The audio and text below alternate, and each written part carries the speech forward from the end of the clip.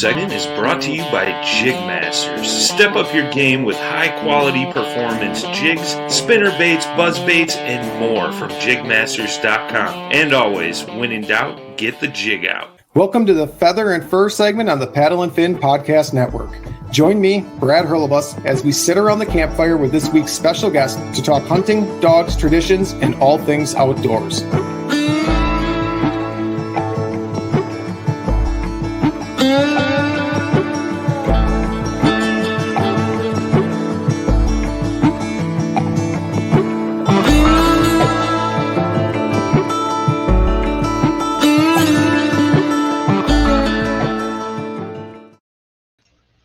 Welcome back to another episode of Feather and Fur. I'm your host, Brad Hurlebus, and tonight we have a special guest. I know they're always special, but this one's like truly hits home special to me. We're bringing on tonight my best friend, the guy I grew up hunting with. His father was my mentor. It's 12th year grouse camp coming up, Steve Schaefer. So we're going to bring him in, and it's going to be a great episode because we're going to go through all the crazy history that we have together over these past 11 years. Welcome to the show, Steve. How's it going, fella? It's going good, man. I'm really pumped up about this episode. Like, I've been looking forward to this one for a while now. Nice.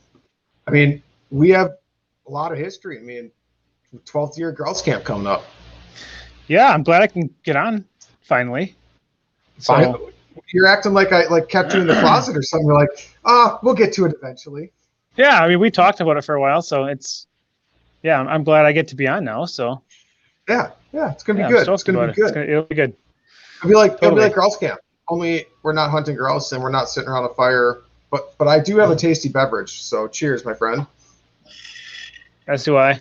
I got something in here. So how's it going?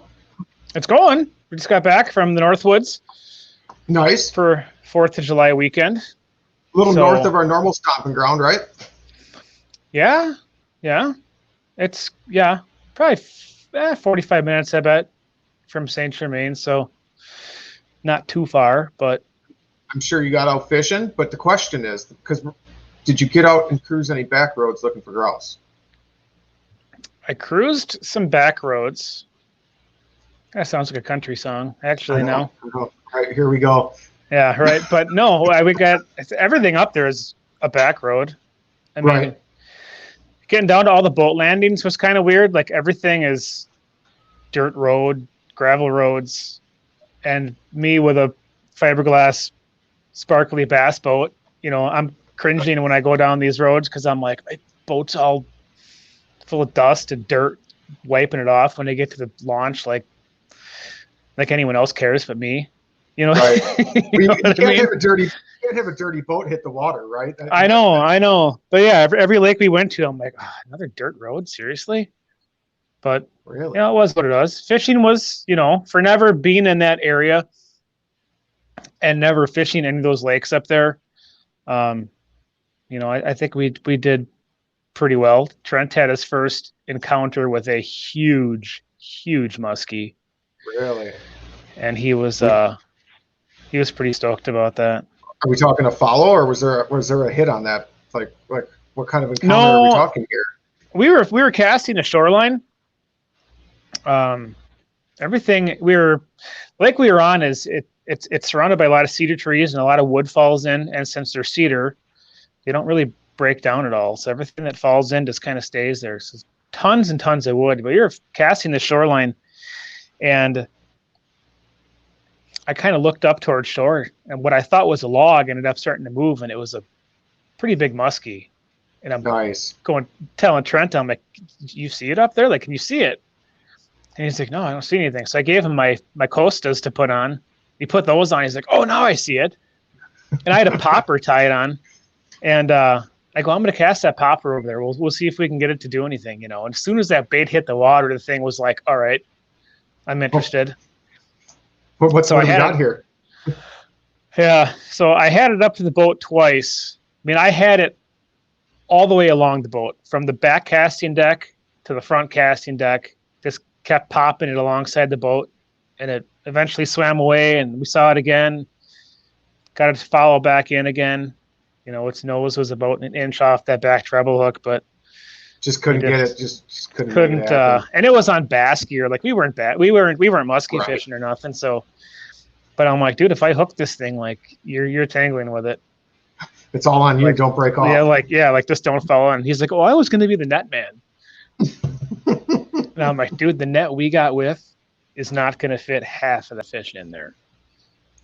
Because it was north of 45 inches, I bet. It was big. Nice.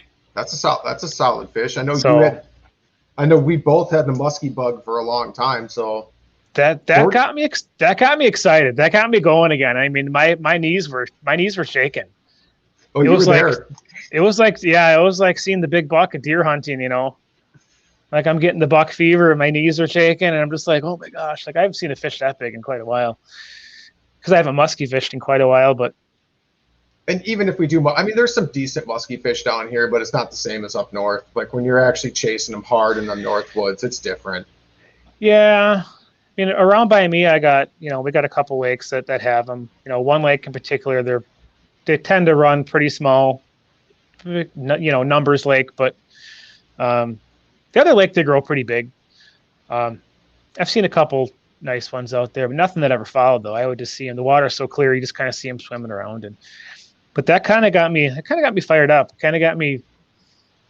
I'm like, maybe we should go out and cast for a muskie here one of these weekends and see if we can get one. I just want to hook one. I want to give it to Trent and just go. Sure. Here you go, dude. Don't fall in. Holding him by make sure he wears a belt that day so you can grab him by his pants if you need to. Yeah, right. So, but yeah, it was a good weekend. We had fun. Nice. Got to explore some areas that I've never been to. A little different than what I'm used to up there. I mean, from a grouse standpoint, a lot more hardwoods up that way. All right. A lot of oak trees, a lot of maples, not so much pine. So it's a little bit different, but I don't think there's nearly the public land up there that there is where we go. Sure. And I mean, you're so Violet County area. You're so familiar with the area we've been going. I mean, your dad had you up there when you were young. I mean, you grew up hunting with your dad. I always normally ask everyone how they got started, but I guess I completely missed that because I just know. But you grew up hunting up north. Your dad was a big hunter, and he took you to deer camp. Yeah, I grew up. I didn't go to deer camp till I was 10. 10 was the first year I went. That was the cutoff for daddy. So when you're 10 years old, you can come. I obviously, back then, you couldn't hunt until you were 12 in Wisconsin. Sure. But I kind of grew up with him telling me the stories of deer camp and the people that were there. And like, it always sounded like, I'm like, oh, man, I want to go there someday. Like, it's going to be cool. Dad's going to take me there and like, it's going to be awesome and meet all these people that I've heard about for, I want to say years, but like I'm 10 years old. So, you know, at that time, how many years solid was it? 3 or 4, right? Right. That I can remember anyway. So yeah, I got to start going when I was 10. Obviously couldn't carry a gun back then. So I was armed with my trusty, I believe it was a Daisy wrist rocket. Oh, very nice. Because I wanted to feel like I had something, you know. Bunch of steel balls and steel ball bearings in my pocket is what I had in there. You went with the heavy loads. Yeah. Every now and then, Dad would make me lob one out there. Like, go shoot him over there in those pines over there. See what comes out. Like, all right, you know, keep me interested anyway. Mm-hmm. So that's how I got hunting up there. When I was 12, then I obviously got my hunter safety and I got to go carry a gun. And when we were 12, or when I was 12, that was when my dad first took me up grouse hunting. And at that time, we didn't have a dog. We were between dogs then. Okay. When I grew up, we had a golden retriever that was not a hunting dog. It was just a house dog. Sure. And when that dog passed, my dad wanted to do an upland dog. He wasn't sure what he was going to get yet, but he's like, we should just go up for a weekend and we'll just go walk around in the woods. And, you know, I carry my old Stevens 311 20 gauge side by side that weighed like, you know, at that time what felt like 13 pounds. But it really could have been closer to 50. Yeah. It That was a was, pretty heavy I gun. think it was, yeah, it was right around, I think it was right around 8, actually. Yeah, I had that gun for quite a while. And I think I weighed it at one point. It was a little under 8, I think. But I was so stoked to go up that weekend though. I'm like, it's gonna be awesome. Like we're grouse hunting in the Northwoods. Like it's gonna be rad. Like, you know, I didn't know anything about grouse hunting. Like I knew Right. nothing about it. I had never gone before. And I remember my dad gave me this wool buffalo plaid like hunting jacket to wear. Okay. And I'm like, this is big time. Like I'm gonna look like all the old time, you know, hunters, whatever else. We get up there and like it's 85 degrees every day, and I'm still wanting to wear this coat because like I want to look the part, you know. Right. Just sweating. And we saw no grouse. We saw nothing really to speak of to shoot at, but Did you move any birds? Like, did you hear a flush at all, or nothing. nothing? No, Just nothing. It was. I recall my dad back then telling me that was the bottom end of the population cycle for the Sure. grouse, and I believe it because we saw nothing. But I had fun just walking around in the woods, walking the trails. So that was kind of my first introduction into bird hunting. And then after that, my dad got a English, no, I want to say setter, but that's what I have.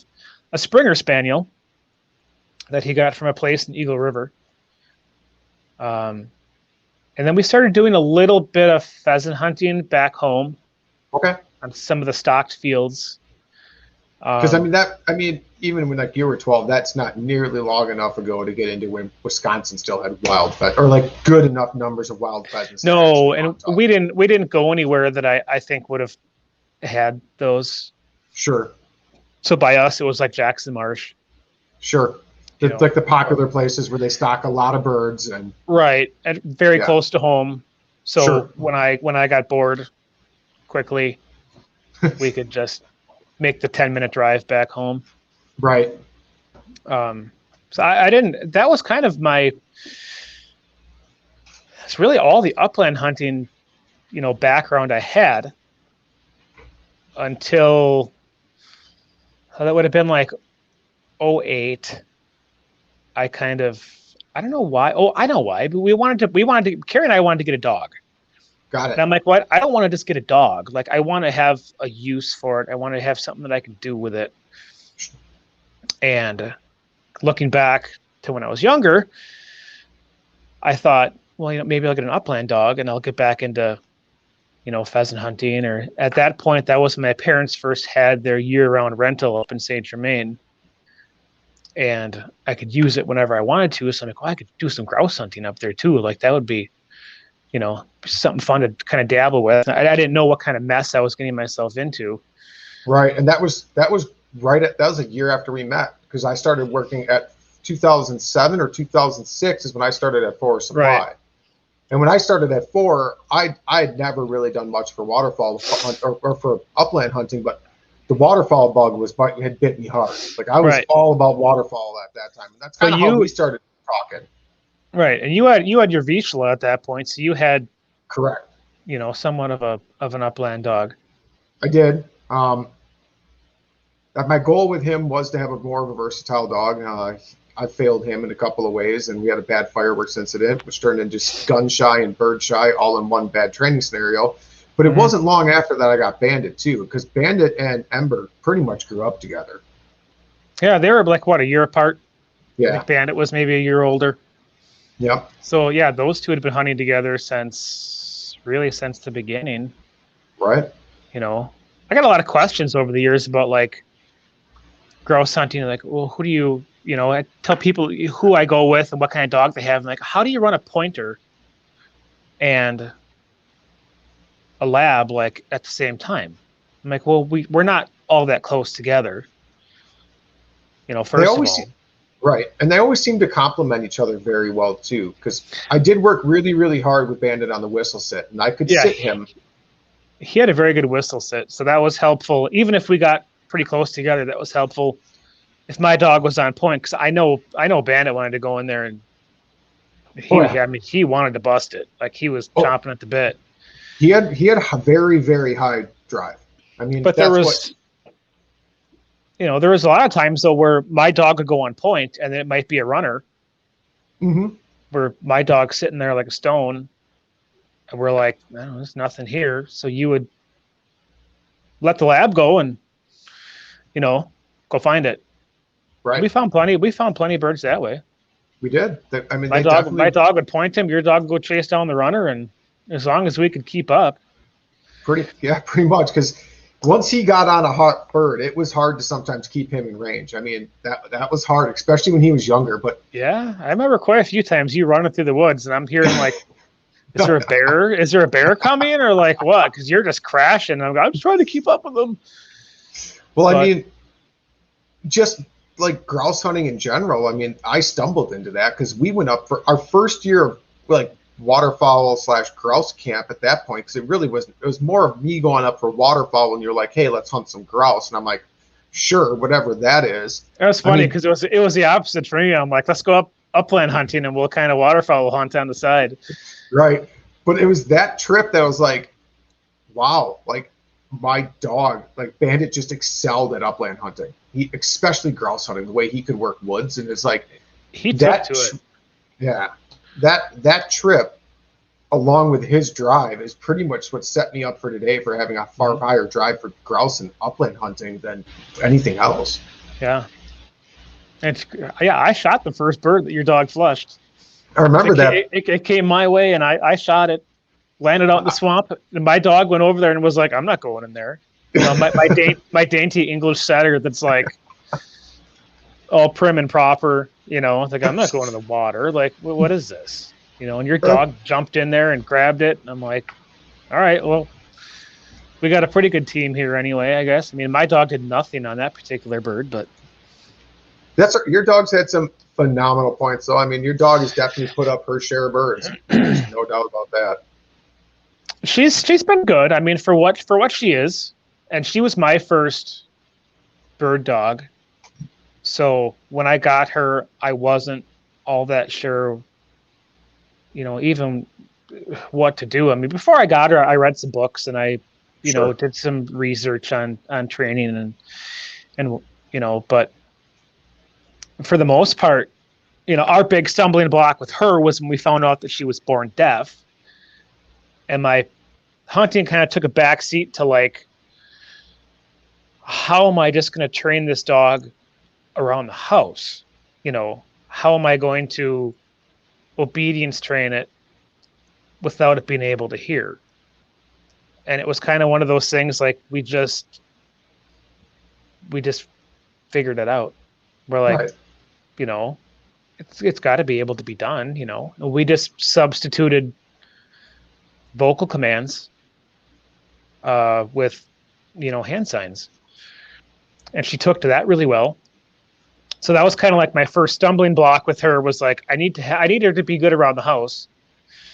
So I need to be able to communicate with her somehow. Right. And then hunting kind of came a little bit later. Her first fall was when I got her that dog trick collar with the vibrate. Now, I don't know what I was thinking that trip, but my dad and I went up for opening of grouse, and I just got that collar. I'd never had it on her before. Sure. I don't know what I was thinking. I was just going to send her out there and like, right. She's going to come back, right? She'll come back. You go. It's a 6-month-old dog, that can't hear.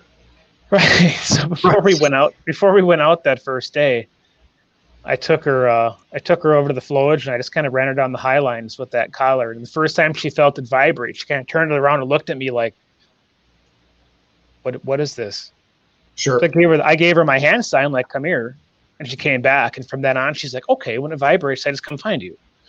Right.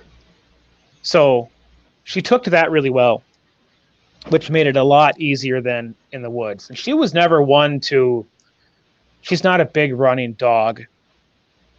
I like her to be relatively close. If I can't see her, I start to get a little bit nervous, especially if I can't hear her. Right.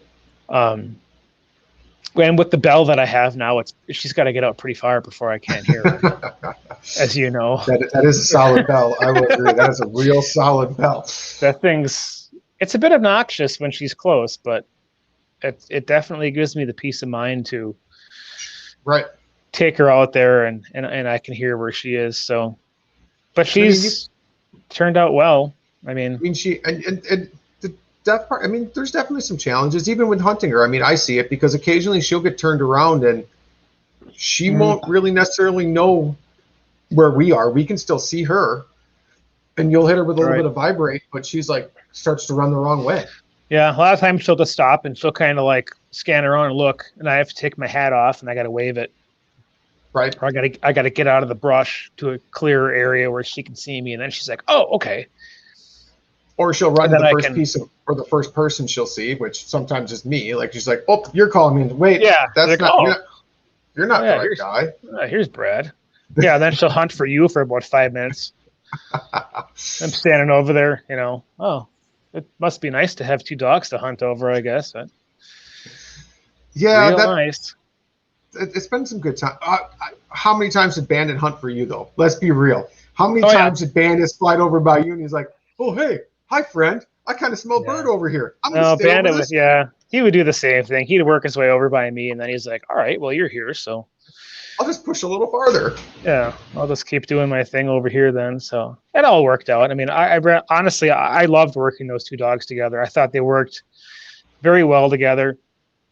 Oh, so did I. It was pretty rare that we ever really had issues as far as birds went. Agreed. And I think Ember being deaf also helped in that because I could whistle sit Bandit hard. I could do any type of command with him, and she never got confused at all because she couldn't hear it. Mm-mm. And she was never gun shy, so. Right, that's true. That's true. So I had that going for me, I suppose. Yeah, you never had a breaker of the gun. No, definitely not. So she's been good. She really didn't get good on. She didn't get really good on grouse, and I mean good by my standards. Probably not good by other people's standards, but she didn't really get good at the grouse game until she was maybe in her 5th year. It takes a lot of wild bird encounters to make a dog good on grouse. They're not like pheasant. They're not like woodcock, which we chase a ton of woodcock. And that was, I think, maybe what was throwing her off a bit, because I mean, woodcock you can crowd like no one's business. And she had to kind of figure out that grouse they weren't going to let you do that. Right. Because she would always try to get real close to grouse. And, maybe being deaf, I don't know if she was wanting to like sight point them because she relies so heavily on her eyesight. Sure. And she was trying to sight point them or whatever. But when she was, about her 5th year was when she really started pointing grouse well. And I'm like, all right, like now we're getting good. But then I couldn't make up any excuses anymore why I wasn't shooting birds anymore. I'm like, well, the dog's doing her part now, but I'm I keep whiffing on these. Our flush to bird ratio is extremely poor by anybody's standards. It's terrible. But we always plan our weeks. When we go out in advance, and some years the leaves were thick, other years they were just coming down. Last year we got really burned trying to beat the whole leaf thing, and we hunted in snow and it never got above freezing. Right, and then it snowed every single day, fresh snow, and it was such a drastic change because I set up on Monday or Tuesday that week, and I had great hunting, great weather, and that night before you came, everything changed. The temperature dropped, and I woke up to 4 fresh inches of snow. And if you go back in my Instagram account, like you can see, I built a snowman in front of the camper at grouse camp. That was the snowman was there when you rolled up. And the bad thing was it got crusty. Right. We had that crusty, just gross, hard on the paws. We had a ton of paw issues. Yep, paw issues that weekend. I want a boot and Pippa, and I didn't bring boots, so we drove around for I don't know, I felt like hours up there just trying to find some place that had boots for her because she cut her paw so bad that there's just no way I could have kept that clean. Who'd have thought the feed mill would have boots though? I know. You know what I mean? Like, I'm going to call the feed mill on a whim. And they're like, oh, yeah, we've got all kinds of them. They're real nice ones, too. And they were nice, and I still use them. Right. You're like, oh, sweet. There's no way. If I would have put boots on my dog, she would have. No. She'd have just sat there and no. I tried boots on her once, and it was like all she did was stand there and try to shake them off. So there's no booting her. But we made the best of it. We had a good time. We made some really good food. We had a really nice campsite on the lake. I mean, the background for this, that you can't really see it real well, is that lake from Grouse Camp, because that's pictures from 2021 or 2020 Grouse Camp. Yeah, it was fun. I mean, we had a good time. Camping was a different experience, especially being that cold. Right. And this was our first year in the camper because your parents had a place up north for the previous 10 years, and we kind of ended that 10-year cycle on that note and moved on to the camper, which was and you're not a big fan, and you don't camp all year, where I camp not year round, but I camp all spring, summer, and fall. Right. I'm not a camper by any stretch of the imagination, but I didn't mind staying in your camper though. I mean, there's water, heat, just water, heat, power. I guess AC if it ever got that hot, which it certainly didn't that week. But we've hunted when it has. I mean, I enjoyed it though. Yeah. A lot of stuff in the camper. Right. The camper fills up quick when you start bringing up upland stuff and dog food and everything's wet, so you're running drying racks. You have drying racks set up to hang stuff. You've got hooks everywhere. Yeah. We made do though. It was a good time. I mean, we made do. It was good. Had a nice fire. Once the hairdryer got it going. Yeah.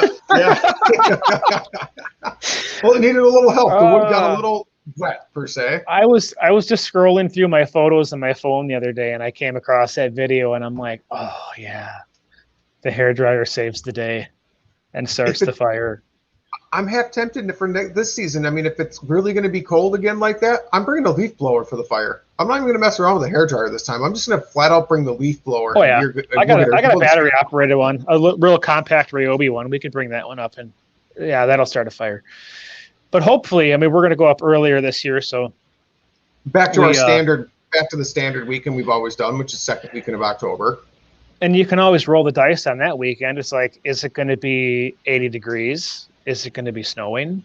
Right. Is it going to be both? Like, who knows? We don't.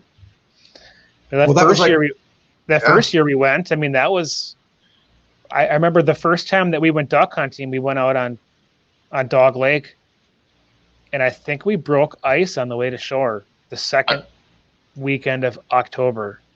Well, that second day, when we went out and hit the river, we left the ramp in a blizzard. I mean, it was a legitimate blizzard because we only could see about 10 feet in front of us.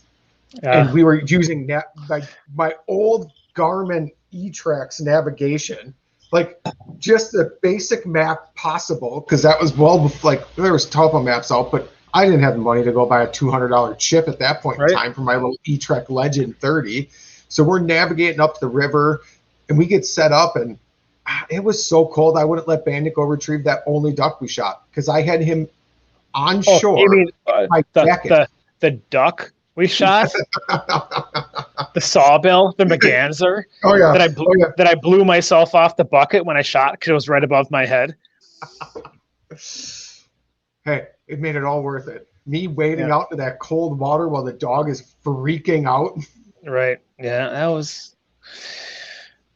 But you know what? That also got me going on duck hunting though too. I mean, I had no experience waterfowl hunting before that weekend. I mean, we're shooting at common Mergansers, and I'm like clapping my hands together. I'm like, "Oh, dinner for tonight," and you're like, "Dude, we're not eating those. Like that's gross."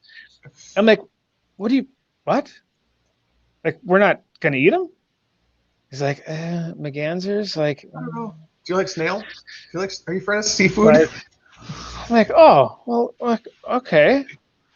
Is there any good ducks around to shoot? That would taste good. They're around. All right. And then I found out years later that I don't particularly care for duck to begin with. So Sure. other than woodies and teal, Teal are delicious. because woodies and teal are delicious. I would agree, though. I mean, mallard's all right. I mean, I'll eat mallard.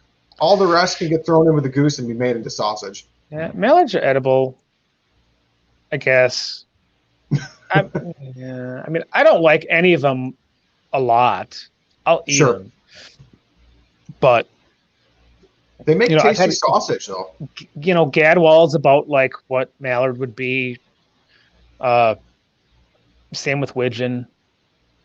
You start getting into the divers, and my buddy Jason just swears that bluebills are like the greatest waterfowl fare ever, and I'm like, really? He's like, I'll take your word for it, I guess. I don't know. But they say cans are good. The one canvasback that I shot, I don't believe that I ate. I think I might have. Maybe I did eat it. Now that I'm thinking of it, I don't know. I kept that bird because it was just a stud. Sure. Of a canvasback. Only canvasback I've ever shot. I haven't shot one since. I've yet to get a canvasback. Now, granted, I haven't tried to pursue them, and I don't do a lot of diver hunting, but I've yet to have the opportunity to get a canvasback. Yeah, I've had opportunities at them since then, but where we go up on the bay of Green Bay, you really got to kind of hit it right, and you got to be in the right spot. Sure. To shoot those. And that's a whole different. Well, because now you're talking layout hunting, long line in divers. Way of hunting. Yeah, and I get to do that. I actually haven't done it in a couple of years. I enjoy doing that, but it's not quite. I mean, it's fun, but in a different way. Like I love puddle duck hunting. I love shooting mallards. I love calling mallards. So the whole thing with diver. What's that? I think that's probably that might be the difference. Is we have some great stories from hanging out in the blinds, doing walkabouts, smoking crappy cigars, drinking cold coffee, garbage cigars, like the cheapest crap you could find at the gas station, Cheyennes and. Oh yeah, Virginia Slim 120s because they were like $3 for a pack. Oh god, yeah. And maybe that's why I don't like diver hunting as much, is because there's no calling involved. It's kind of like you just let your decoys. You let your decoys do. A lot of the birds out there. I mean, they're more than willing most days to decoy, so you don't really need to call. I mean, they make diver calls, but Jason says, he says you don't need him. He's like, I've never once called at a diver. He's like, and I do better than most guides do out here. And I believe him. I mean, he's just as good as any other guide that's out there. He's been doing it long enough. Right. And I mean, his decoys are great. I mean, maybe that's part of it too, though, because I mean, he's hand making and burlapping his own decoys. Yeah, he hand makes all those decoys, and they ride really well in the water. They don't slap. When you get that chop out there, you don't get that hollow bodied plastic decoy slap. They ride really well. And I think he has the right ratio of hens to drakes, which he says is kind of important out there. Is if you get too much white out there, you're going to be covered up with seagulls. You're letting out insider secrets now. But whatever. He's not a social media guy, so he probably won't hear any of this anymore. You won't ever see it. But no, and when I go out with him, I don't know where we're going until we get there. Sure. I don't know why. I don't know if he doesn't tell me because he doesn't want me to let anybody else know, or if he doesn't tell me because he doesn't know. Right. He's not sure what launch he's feeling until he gets there. Until he gets there, but then,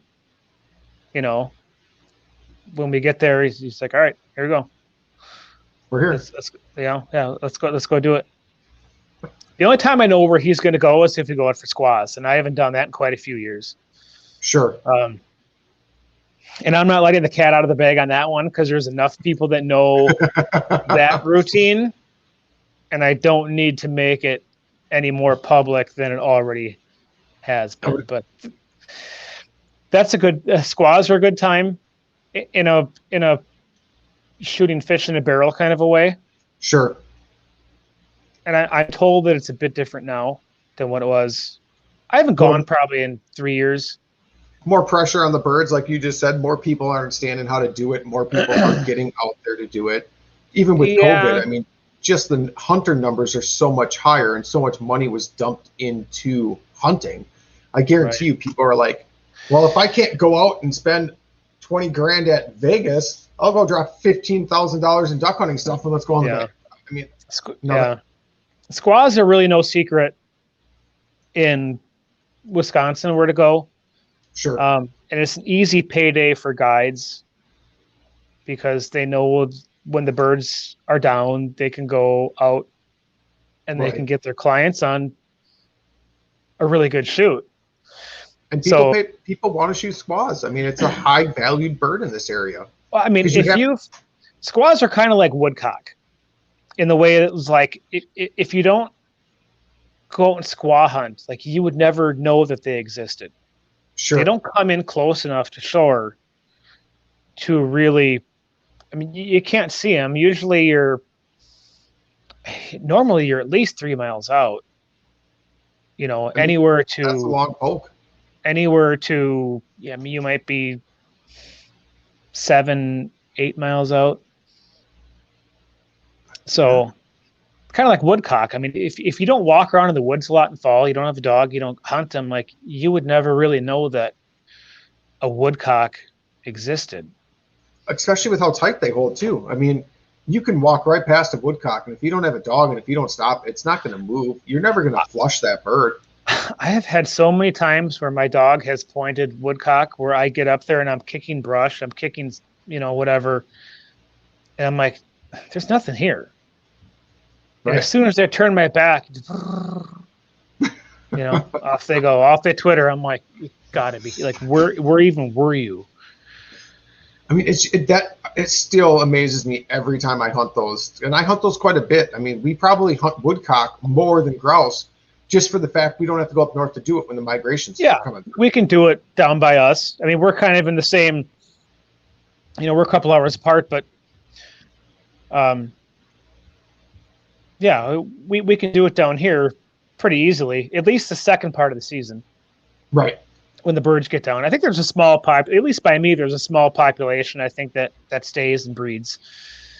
But not like when you get the flight birds in. Agreed.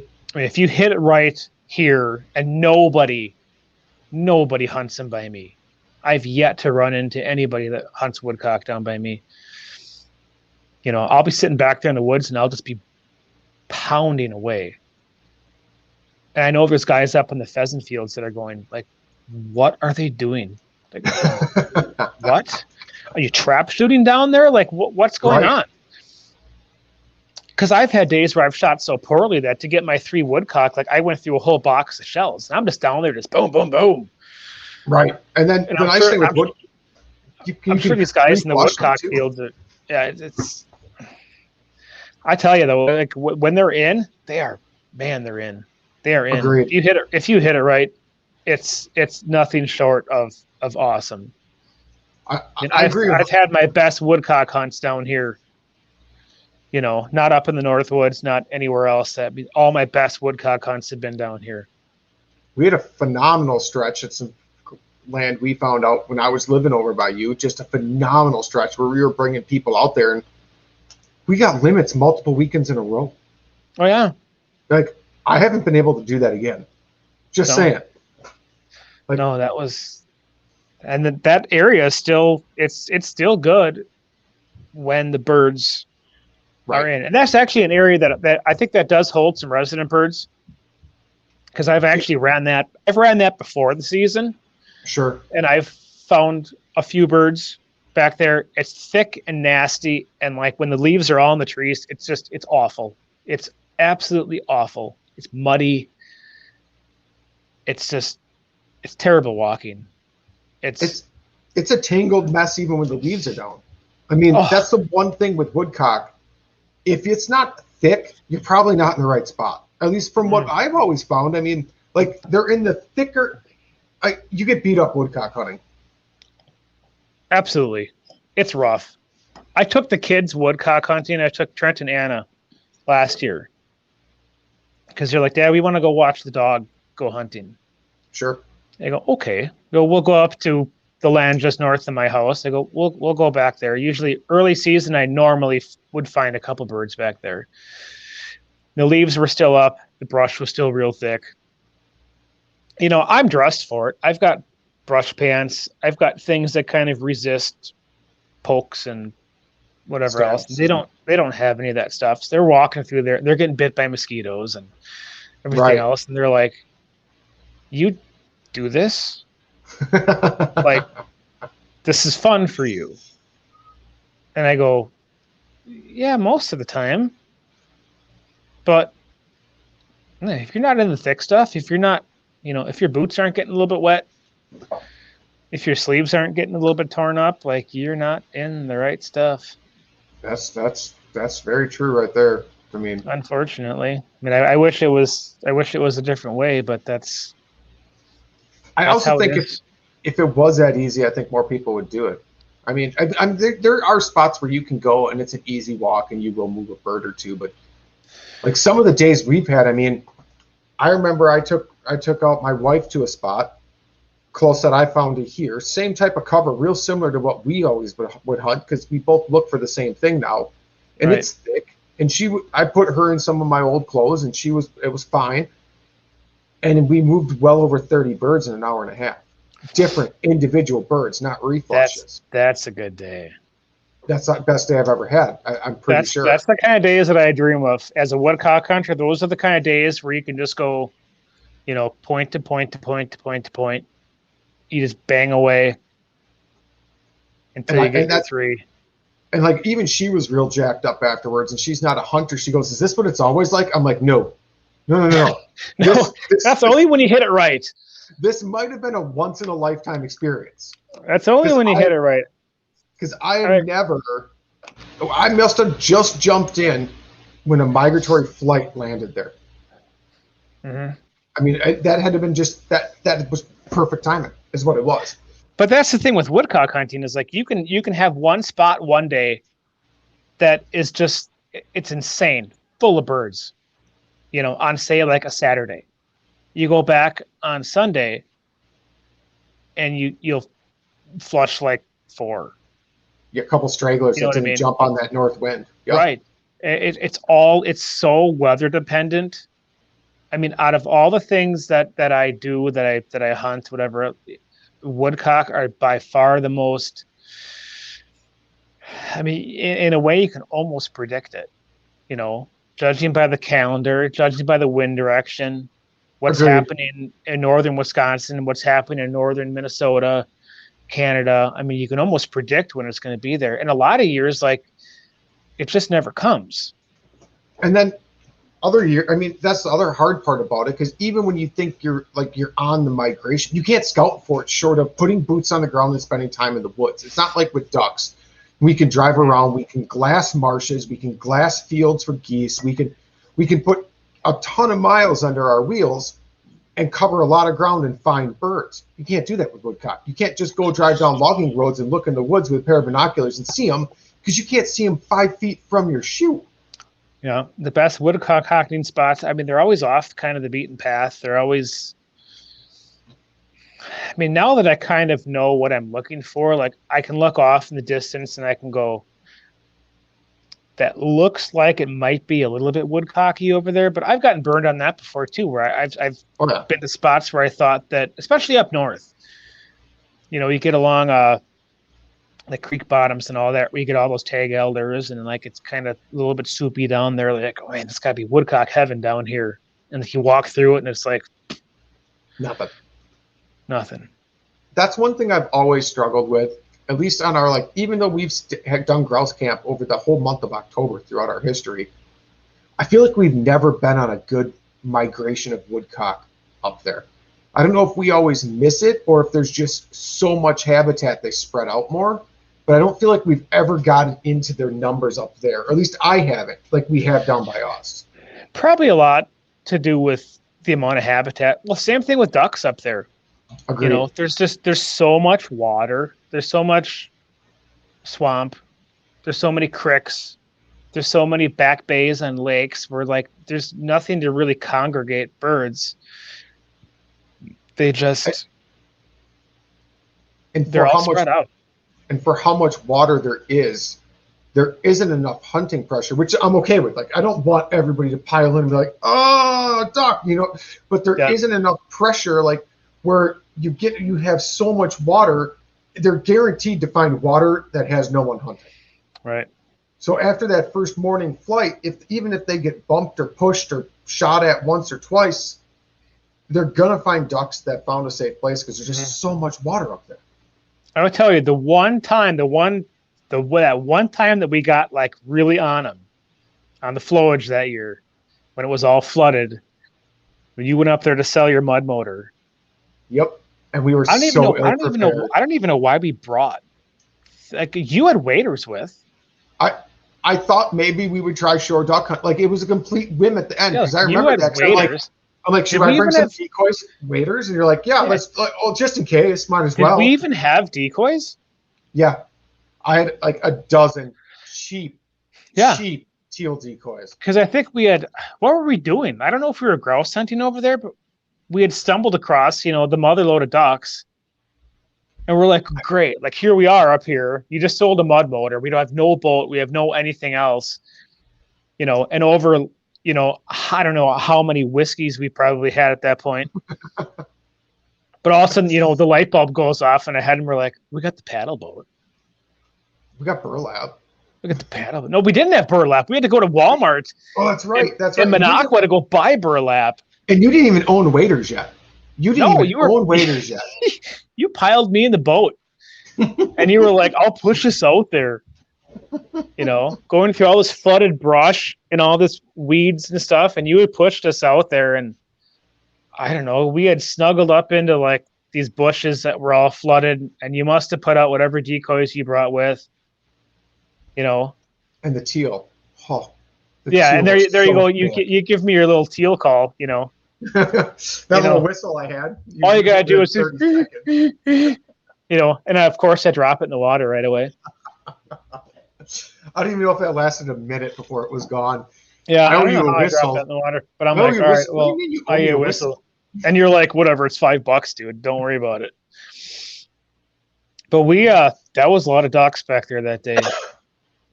That was a lot of teal. I mean, that was a lot of teal. A lot of mallards are back in there. Like, that's what really kind of, I think that was the hunt that really got me going on waterfowl, where I'm like, this is cool. Like, we had a good hunt. Having birds. I don't think we shot much. I know you shot I think we might have shot a couple teal. We didn't like end with some huge limit, but we had so much, like, we were so ill prepared. Our hide was terrible. Oh, the hide was awful. You can see the red. We're in a bright red, you know, paddle boat. You could see it through the burlap. Like, it was an awful hide, but, like, somehow we scratched out a couple of ducks. But then I was like, okay, like, I like this. Like, I got to get some waders. I got to get a coat. I got to go buy a call. I got to go buy a lanyard. Like, I'm going to get a bunch of this stuff. So when we come up next year, like, I'm prepared. And we can go do this a little bit more. And then the next year it was like the exact opposite. The flowage was like, there was nothing in it. It was all down to, like, the river channels. Nothing was flooded. It was just like we made that one day we made a blind out of driftwood. It was a good blind. In the middle of the lake. And if I remember right on the map, we should have been about 12 foot underwater. Yeah. We made a good crib. We made a good crib is what we made. Agreed. Because it shouldn't kill any ducks. Did we get a bluebill out of that? That was the year the bluebills were in thick, and it was so hard to set up on them because they wouldn't. all they would do is like soar through that river channel, and they wouldn't come off the channel. Yeah. And you couldn't get to the channel really well to hunt it. But yeah, that was, I think, my beginning of my my few-year obsession with waterfowl. Where like that was all I wanted to do. That's all I thought about was like, I want to shoot ducks. I gotta shoot ducks. Like this is something I want to be part of this. And yeah, I got like super hardcore into it for a couple of years, where like it almost took a backseat for a while to upland hunting, because I was so infatuated with like, I want to learn how to call. I got to learn, I got to learn how to identify ducks. I got to learn all this stuff. And yeah, I got real heavy into the waterfowl for quite a few years. And we kind of split our camp for a while. I mean, it was a grouse and a duck camp. It was a duck camp and a grouse camp. I mean, it always did both. Sometimes it might have been a little more waterfowl. Sometimes it might have been a little more grouse. But that has evolved now into what I would call grouse camp. I mean, because we don't even mess around much with anything else anymore. I mean, we got burned so many years up there that, I mean, we shot some birds up there, but nothing crazy. No, we never had any. Like, we've had far better hunts down in our home area than we ever did up north. I always enjoyed duck hunting up there, but we never got on those great spots where, you could scratch out a bunch of birds or whatever else. Like we never really got on that honey hole of, and I think that kind of wore on us after a while. We're like, we're kind of spinning our wheels here as far as ducks go. Like there's plenty of grouse in the woods. Like let's just go chase those things. Right. And let's save the duck hunting for like back at home. And that's another big, and that's a big thing too that I looked at, because it's like, we can hunt ducks back home, we can hunt geese back home, we can field hunt, we can water hunt, we can do a ton of different type of waterfowl styles. What we can't do back here is grouse hunt, because there aren't birds here. Well, I take that back. There was one spring fishing trip, you and I both stopped dead in our tracks in the canoe, and we're like, did we just hear a drumming grouse down here? It was either a drumming grouse or someone starting up a John Deere tractor. One of the two. I'm pretty sure. Judging where we are, I don't think it was a tractor. Yeah. But short of one drummer in spring, I've never seen or heard a grouse down here ever. That was the one and only time that I've ever heard one down here. Must have been just one lost bird. We did hear him twice, because when we went back a week or two later, we heard him again, if I remember right. He was looking for love that time of year. He probably should start flying north. I hope he did, because otherwise he goes and find a lady down there. Probably pretty rough down there. But yeah, I save the duck hunting for down here, and I don't do a lot of it down here anymore. I kind of pick and choose my times when I go. Same with goose hunting. Sure. Because we were hot and heavy on early goose for a couple of years. Oh yeah, enclosed trailer, lots of full bodies, not being able to drive in fields and humping it back and forth. And waterfowl hunting, that's why we probably upland hunt, because waterfowl hunting is just a lot of work. It's a lot of work. And it's around me, it changed a lot. Like a lot more people got into it, and it's gotten to be a lot like it's kind of like combat hunting. Sure. Around by me, I mean, especially if you field hunt around here, early goose. Like there's three kinds of landowners around here. There's the people that save it for friends and family, and there's the people that don't let anybody on, and there's the people that will let anybody on. Right. And I think everybody knows who has the farms that let everybody on. And it's kind of the point now where like, and I don't condone it, but it's kind of like, if you know what that farm is, you don't really even have to ask permission. You can just go. Sure. Because they don't even know they've given permission. Yeah. They've given permission to 30 other groups by now. They have no idea They I have don't no condone idea trespass. I don't condone trespassing on anybody's land by any means. I won't do it. Right. I want to go back every year. I mean, even where I deer hunt, like he's a good friend of mine. Like I ask him every single year, can I still hunt back behind your house? He's Sure. like, yeah, like you don't have to ask. It's like it's yours. But you Just do. go. But you do have But I to ask ask. every year. So like right. I'm not going to be that guy that like goes out into somebody's field that they don't have permission for. But and aside from that, I know what you're saying though, because they give permission to so many people that you wouldn't even have to ask because they're not going to. They have no idea who's all got permission anymore. And those are the fields. Like even if you get permission for them and you want to hunt them, there's a lot of young kids. My neighbor's kid is one of them, and his group of guys that he hunts with, they have no problem basically drawing straws and going, you're sleeping in the field tonight. Sure. So that we have it for the morning. And somebody will park the truck there and they'll sleep there all night. And I'm like, I'm not doing that. I'm not playing that game. Neither am I. That's if you're that into, like, props off to you for putting that kind of time and that type of dedication in. If that's your jam, do it. Have at it. Like you're a better man than I am. Like I'm not sleeping in the fields for early season geese. Like I'm not doing it. I'm not sleeping overnight for the duck opener, to be honest. I mean, I enjoy duck hunting, but I'm not sleeping overnight in the marsh. Because I remember when I used to work by Horicon Marsh, that Friday before the opener, you would see boat after boat after boat before I'd get off of work driving to the marsh. And I'm like, y'all are nuts. Y'all are seriously nuts. Like, first of all, there's mosquitoes out there that can carry you away. Right. Like, are you even going to be in your boat when you wake up in the morning? But even past that, I mean, how comfortable can it really be sleeping in a boat in the marsh? It's my neighbors 2 doors down do it. They will do it. They're big into it. That's waterfowl is their thing, and they will, if they have a spot they want to go to, they're like, we have no problem getting here at 5:00 the night before, and they'll sleep in their skiffs, and they're like, we'll have snakes that come in the boat with us, and we just pick them up and throw them out, and I'm like, no, thanks. No, I'm out. Yeah, not with the snakes. I mean, if I had an otter come in and cuddle up with me in the middle of the night, I'd probably be okay with that. River otter, probably be a little too playful. Playful though. Them things seem pretty mean. They're really playful when they're in the water.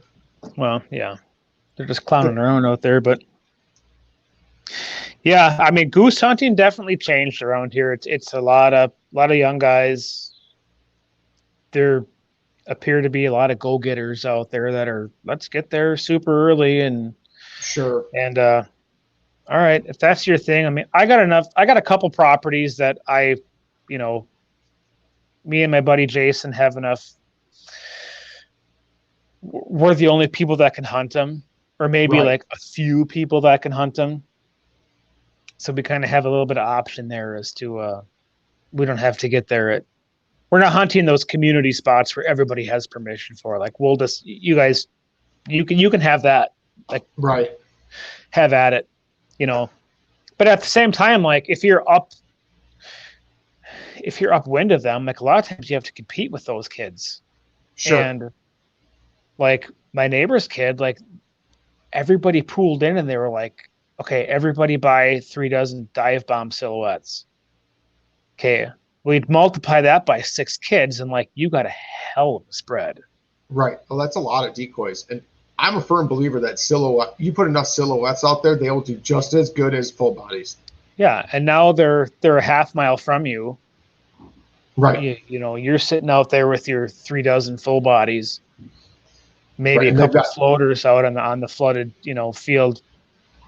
And you're like, who is hunting over there? Like those guys are just killing it. Well, and I get home and I got my neighbor's kid smiling at me from the driveway going, yeah, dude, we lit them up today. Like they were doing it.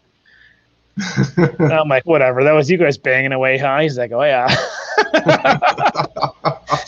Like, but when they're putting out 160 decoys in early season, Yeah, I'm going, oh, I'm getting burned by like 15-year-old kids here. I'm like, this is pathetic. Can't do it. Come on.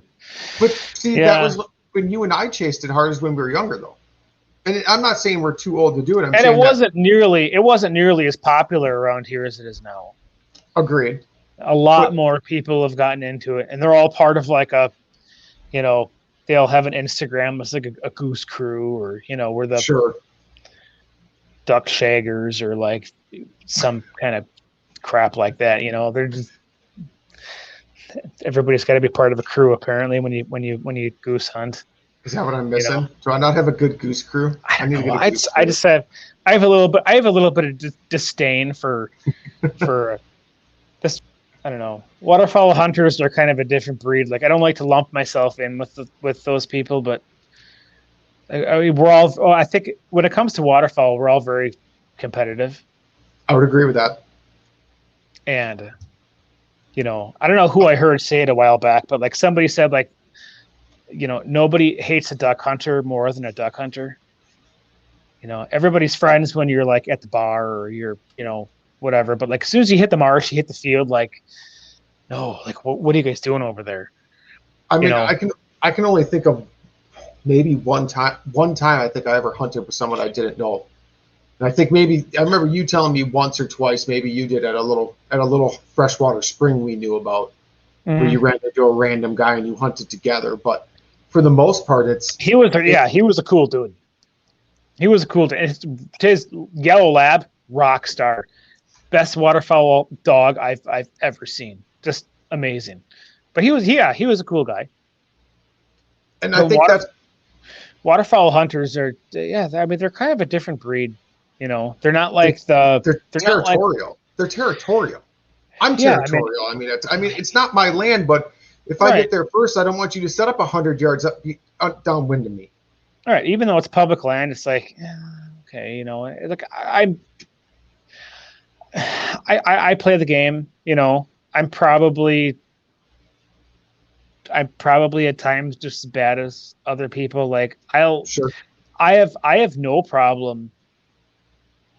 If ducks are circling another guy's spread and I know they're not interested, like I'll call them. Oh, right. I'm not like, oh, they're not your ducks. Like if I can call them off of your decoys, like they weren't yours. Agreed. Like, I'm sorry, but like they've been circling you for 5 minutes now. Like, I'm calling. I'm sorry. I'm going to bring them over by me and I'm going to see if I can land them. Sure. A lot of people might think that that's shady, but that's, in a way, like that's public hunting. That is public hunting. I mean, that comes, to the skill that gets the victor with the skill. Right. I mean, with the one with the skill gets the glory. I mean, right. I don't call, I mean, if someone is working ducks, I'll give them a chance. I mean, I'll sit back, I'll watch the show for a few minutes.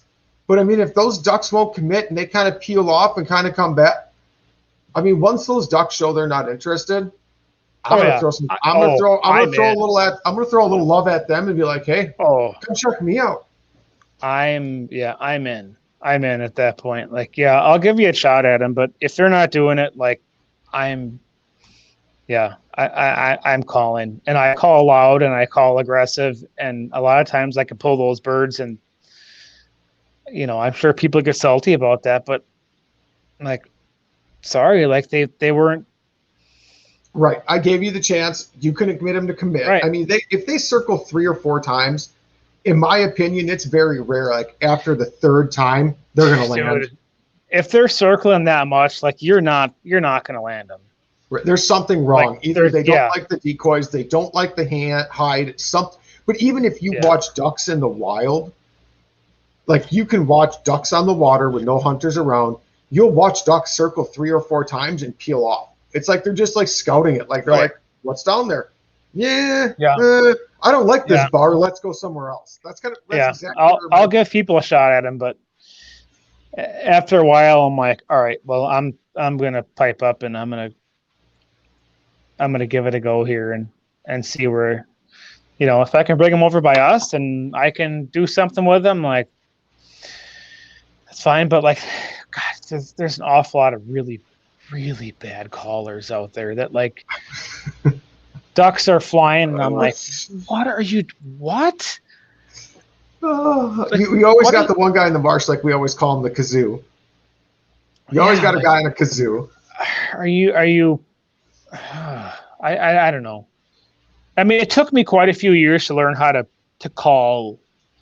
It's ducks, it's like any other. It's a musical instrument. Pretty well, but like, as far as ducks calling ducks, it's one thing to know how to blow a duck call and to make duck-like sounds, but it's another thing to know how to call ducks, how to talk to them, and how to go, Agreed.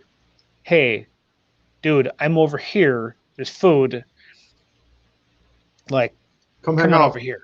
Right, come chill. A lot of people are like, well, I just make a bunch of like duck-like sounds and just kind of let the chips fall, where they may. Right. Where I'm a bit more particular about my duck calling. A lot of people you gotta figure out, and it all comes down to like time in the field. Like you have to learn how to read ducks and adjust your calling accordingly. Agreed. And I will admit, like, you are a better duck caller than I am. Because I had a big focus on geese for a long time, and I can read geese pretty well and call at them. Yeah, and you're a far better goose caller than I am. That's why it works good when we hunt together.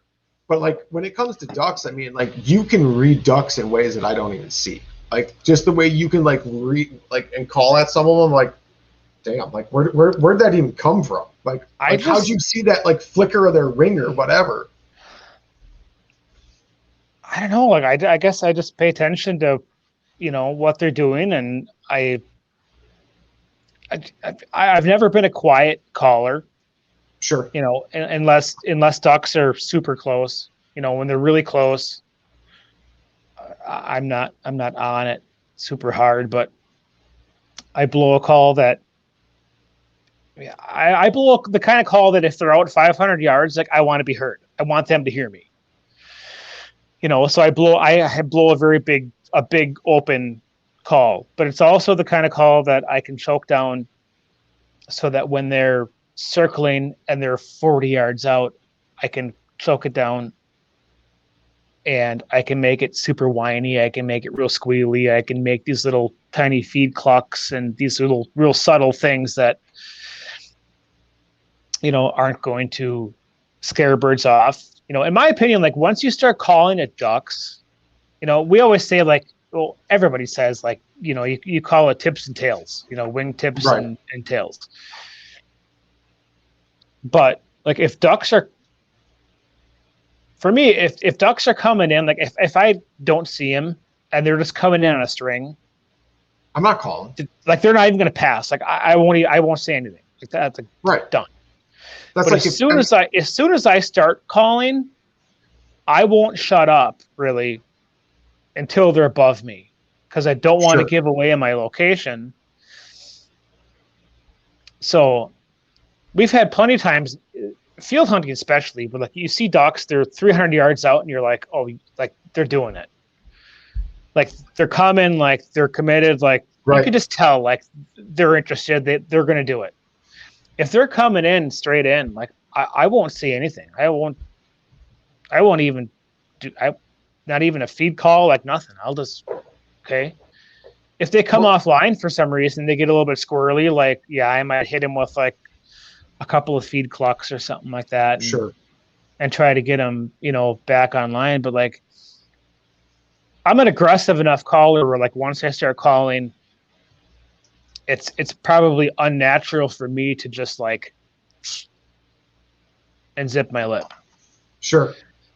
So I figure like I've always got to keep something going. Like it might be just like some really soft feed clucks or like something like that just kind of keeps them going.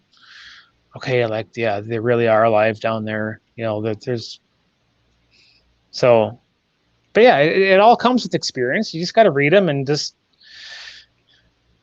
If I got a group of ducks that are coming in or that are out of ways and they're flying, across from me, and like if I hit them with like a greeting call and they flare, like, oh, okay, like oops. you have to, you got to realize, like, you have to know when they didn't like what you were blowing. Right. And every day can be different. You can have one day where ducks want Absolutely. loud and aggressive calling, and they want to hear that feed call to get their interest and be like, okay, that sounds. And there's other days you'll hit ducks with just like a comeback call, and they're like, nope, no way, no, I don't want anything. Like, no, thank you. Yeah, I mean, I've had every kind of days that they didn't want you to do anything, and there's been days that they wanted just like the loudest, snottiest kind of junk you could throw at them, and they were just like eating it up. Like, oh yeah, like you guys are down there feeding on corn. Like, okay, we'll come down and we'll get down on some of that. But you just gotta, I don't know. I guess, like you said, every day is different. You just gotta read them and figure out what they want. And that's what I love about mallard hunting, though, is the calling aspect of the. I love calling. I love duck calls in general. Like, I love blowing other people's calls, different kinds of calls. Like, I've gone through so many of them. Yeah, for a while you were on a big kick. You were trading, like you were on a bunch of different groups and trading calls, like for calls and calls. As I got to be a better caller, and as my calling progressed, it's really hard to like tell somebody that's a new duck hunter to go by this call, or by this one, or like you're going to go through this progression of learning how to run a call, learning what you want in a call, learning what's your calling style, what's your hunting style.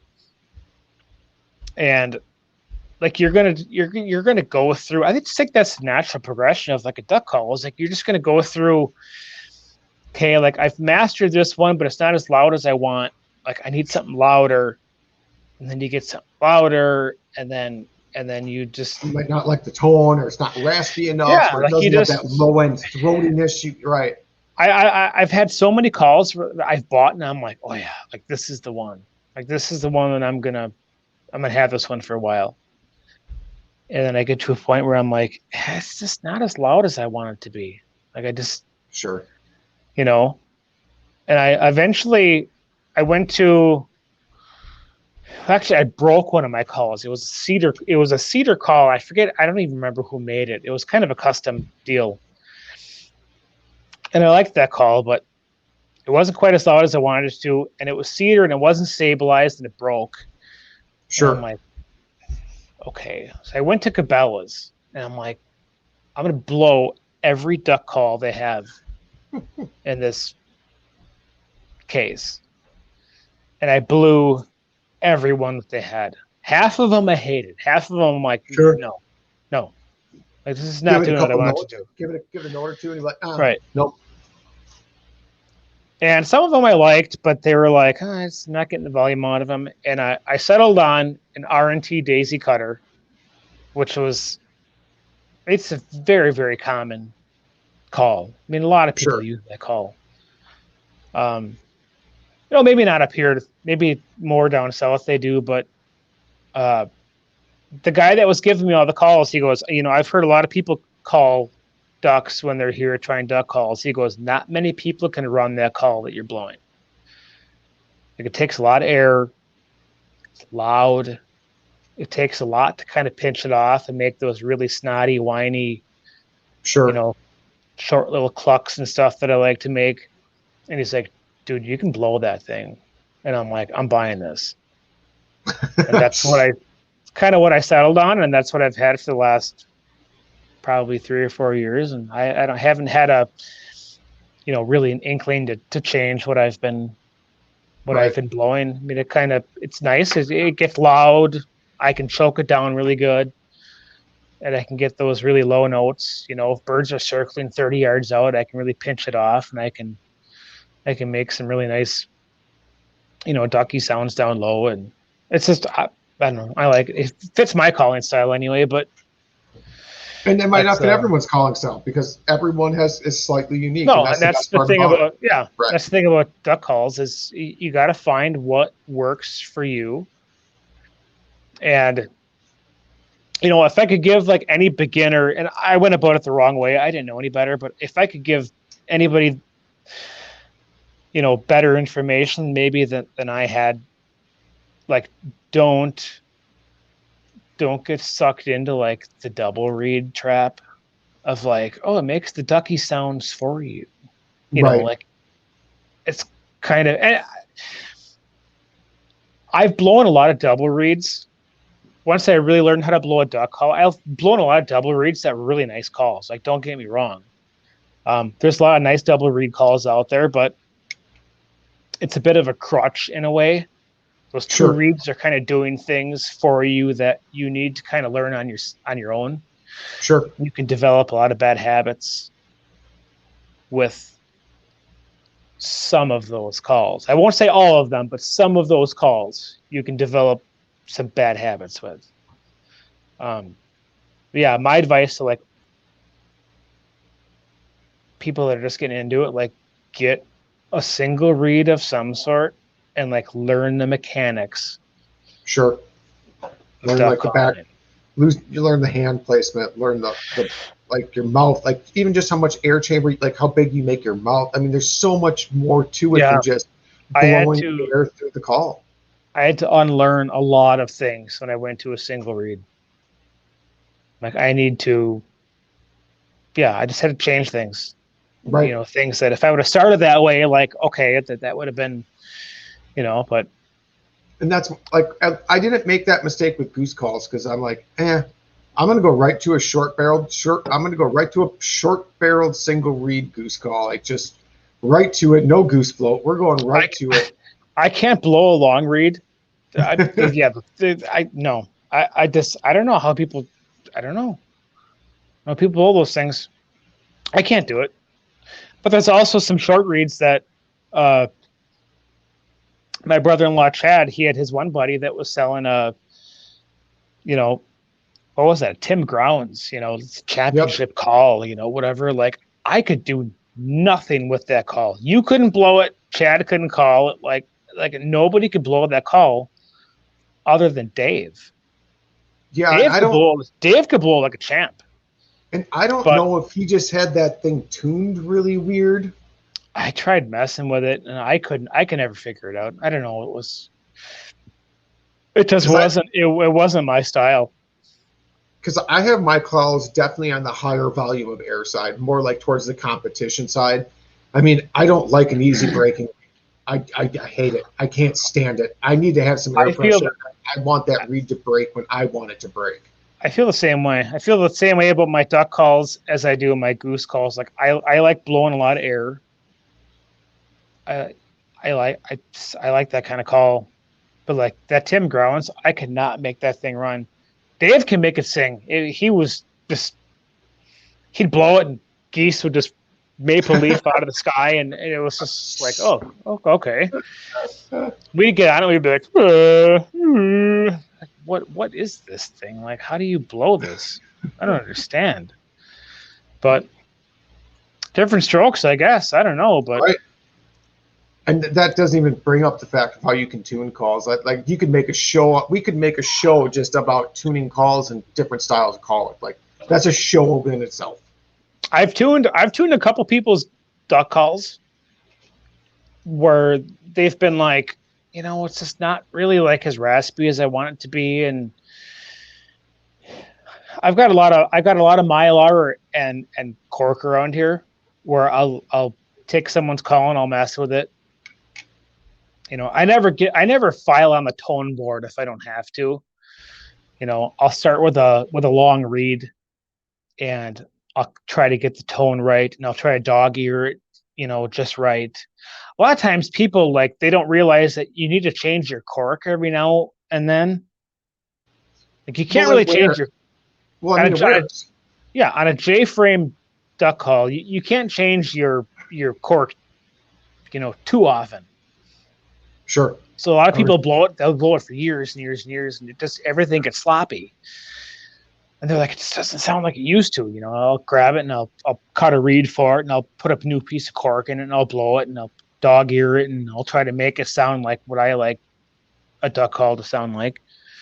look at it back, like, oh man, like what'd you do? I'm like, I didn't really do a whole lot of anything. Like I kind of put the reeds side by side, and like they're basically the same. I just changed out the cork. Sure. You know, that tight cork in there a lot of times makes all the difference. Well, that reed needs to vibrate, and if that cork is loose, you're not going to get the vibration you used to. Right, you're going to get that really deep tone to it. You're not going to get your nice, crisp, hail calls and whatever else. So I like messing with that sort of thing, though. I think that's fun. People give you your calls, like, here, tell them that, do something with this. Sure. All right. I'll still tear my goose calls apart. I mean, replace reeds, tweak them, change them. Every year my calling style slightly changes, or I want it to sound slightly different, or maybe it's not even that I want it to sound slightly different. Maybe I'm still just trying to chase that perfect tone every year. I agree. There's always this could be better somehow, even though I've landed like numerous geese with this or ducks or whatever, like it could be better. Right. That's always what made me like change calls and like, oh, maybe I'm a cut down kind of guy. I went the cut down route for a while. I was blowing a, rolling thunder, something or other kind of cut down. And then I realized after a while, I'm like, this isn't me. It's not my, right. Certain people can blow cut downs. Like people, if you can blow a cut down, like they are ducky. Like they're super absolutely. ducky. But if you can't blow them like that, they don't sound right.